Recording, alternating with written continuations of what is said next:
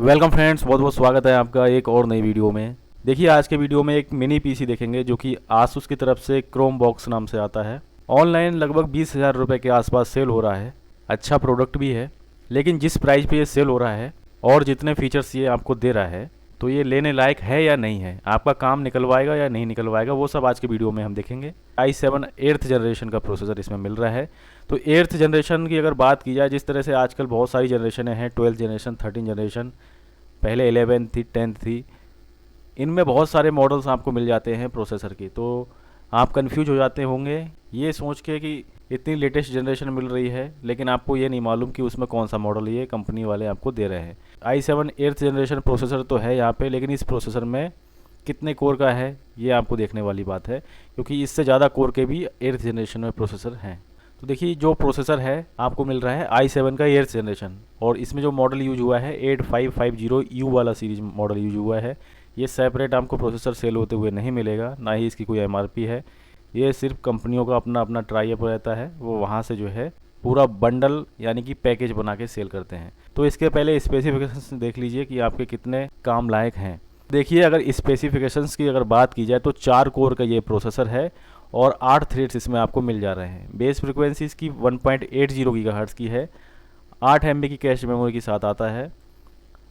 Power consumption बहुत ही कम करता है, 25 वाट के आसपास पावर कंजप्शन करता है, जो कि एक प्लस पॉइंट है। 32 GB तक रैम लगा सकते हो इसके साथ में, जो कि दोनों प्रकार से यूज हो जाती है। DDR4 लगभग 2400 मेगाहर्ट्ज़ तक की स्पीड देगा, DDR3 पे 2133।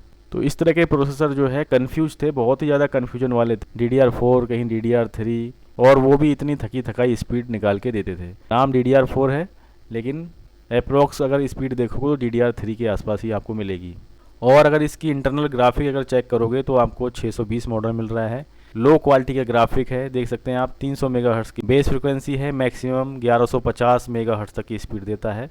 PCI 3.0 के PCI स्लॉट के साथ आता है। 4K सपोर्ट करा देता है। और इसमें जो सॉकेट यूज हुआ है FCVGA 1356, ये सॉकेट अपने आप में ही एक दुर्लभ सॉकेट है। और अगर आपका एक बार मदरबोर्ड ख़राब हो जाता है तो शायद ही आपको मिलने वाला है मदरबोर्ड कहीं। ये प्रोसेसर कंपनी ने बनाना बंद कर दिया था, Q3 2017 में ये बंद हो गया था। प्राइजिंग इसकी कोई नहीं है, क्योंकि ये जो है कंपनियां डायरेक्ट जो है सेल करती थी पैकेज बना के। अब प्रोडक्ट को देखते हैं कि कितने कितने आपको पोर्ट्स मिल रहे हैं, क्या साइज है इसका, आपका काम कराएगा 20,000 रुपये में या नहीं कराएगा। तो देखिए, यहाँ पे पोर्ट्स की अगर बात की जाए तो आप स्वयं देख पा रहे होंगे कि पोर्ट्स यहाँ पे 2 शुरुआत में चिपका दिए गए हैं USB वाले। एक यहाँ पे मेमोरी कार्ड का पोर्ट है, और ये आपका ऑडियो वाला 3.5 mm जैक वाला पोर्ट है यहाँ पे। और ये जो है आपका पावर वाला यहाँ पे बटन दिया गया है।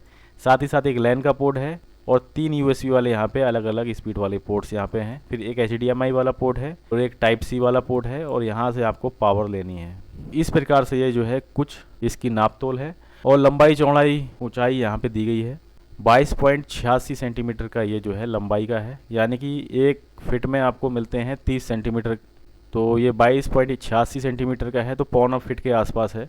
17.78 सेंटीमीटर इसकी जो है चौड़ाई होगी, जो कि आधे फिट से थोड़ा ज़्यादा है। और 10.6 सेंटीमीटर के आसपास इसकी जो है ऊंचाई है।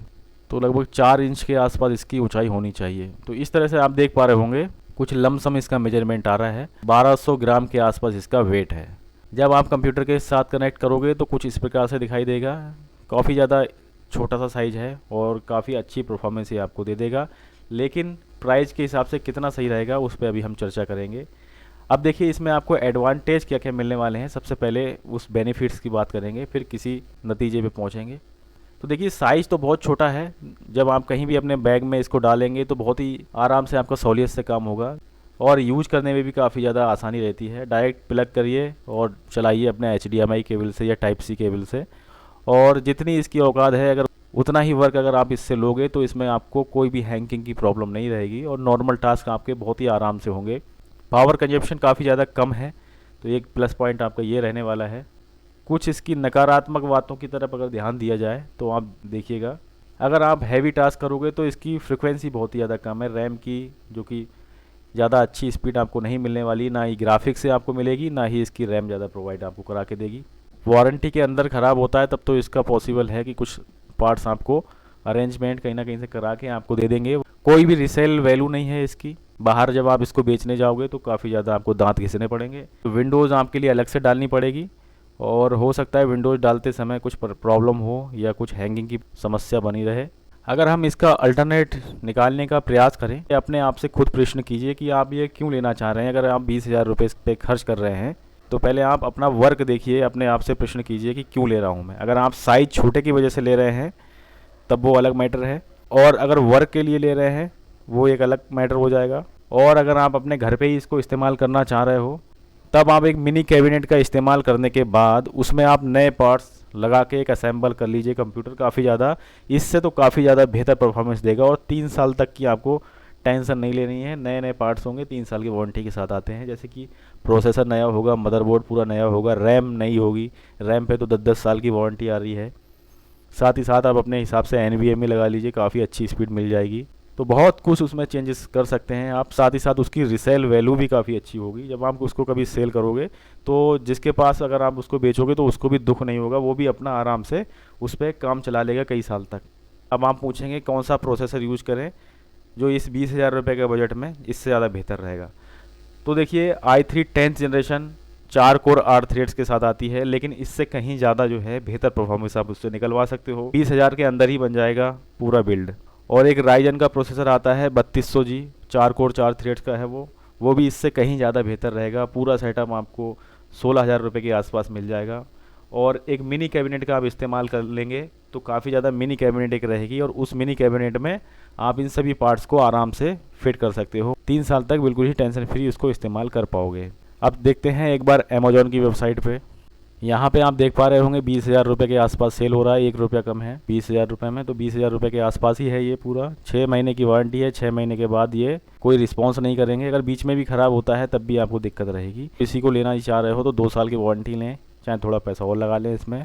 प्रोसेसर का जो मॉडल है वो यहाँ पे मेंशन किया गया है। इसी के आधार पे प्रोसेसर के स्पेसिफिकेशन हम लोगों ने चेक किए हैं और यहाँ पे कुछ स्पेसिफिकेशंस हैं। तो इस तरह के प्रोडक्ट जब भी आप खरीदें तो थोड़ा समझदारी से खरीदें। पुराना प्रोडक्ट अगर आपको ख़रीदना ही है तो ज़्यादा इन्वेस्टमेंट इसमें ना करें, ऐसे लें कि जो कि 10,000 रुपये के आसपास मिलता हो।